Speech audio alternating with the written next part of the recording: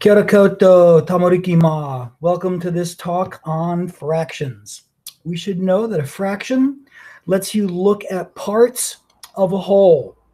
And when we've got a fraction, we usually see that pair of numbers, something over the other. The number on the top is called the numerator, and the number in the bottom is called the denominator. And in a fraction like 1 over 2, the numerator is 1 and the denominator is 2, and that means 1 divided by 2. So again, the top number is the numerator, the bottom one is called the denominator.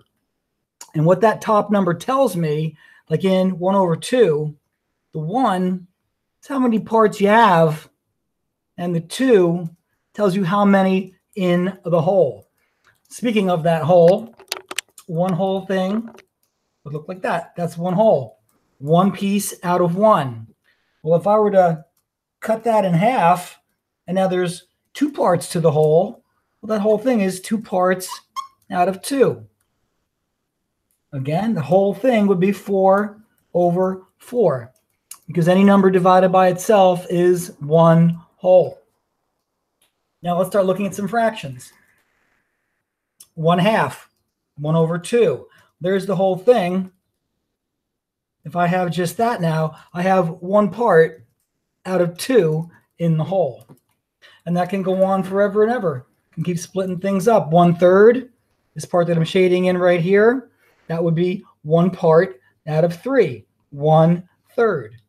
If I were to color in another third, 1/3 plus 1/3, as the diagram shows us, is 2/3.